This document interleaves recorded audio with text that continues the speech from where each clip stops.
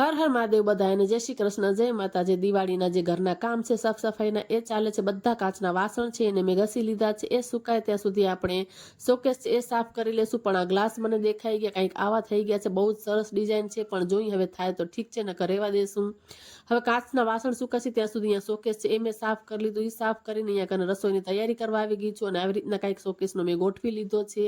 તો આમ દિવાળીના ઘરના કામકાજ ચાલે છે। તમારા લોકોના કેવા ચાલે છે જરૂરથી કોમેન્ટ કરીને કહેજો। મસ્ત મજાનો શોકેસ ગોઠવાઈ ગયો ને પછી જમી કરીને પાછા ઘરના જે કામમાં છે હું લાગી ગઈ છું, ને માળિયા જે છે એ બધા મેં ખાલી કરી લીધા છે।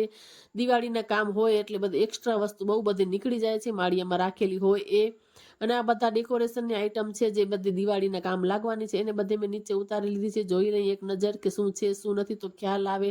તો બધી વસ્તુને જોઈ લીધી છે, ને આ બધા કાચના દીવડા ને બધું છે ને મેં એક બાજુ સાઈડમાં જ મૂક્યા છે, કેમ માળિયા સફાઈ કરીને આવી ગઈ છું। રસોડામાં નીચેના બે કબાટ છે એ બાકી રહી ગયા, તો એને પણ મેં કીધું સાફ કરી લઉં। તો સારી રીતે મસ્ત મજાના ક્લીન કરી લીધા, બધા વાસણને બારે કાઢી લૂછી લીધા, અને થાકી એટલી ગઈ હતી કે થોડી વાર અહીંયા જ બેસી ગઈ છું। પછી આ ડ્રોવર સુકાઈ ગયા છે એને સારી રીતે ક્લીન કરીને બધા સેટ કરી દઈશ। આવી રીતે આસાન છે ને ફિટ કરવું। તમને લોકોને જવું હોય તો મેં લોંગ વિડીયો યુટ્યુબ ચેનલ પર અપલોડ કરેલો છે, તમે લોકો જોઈ શકો છો।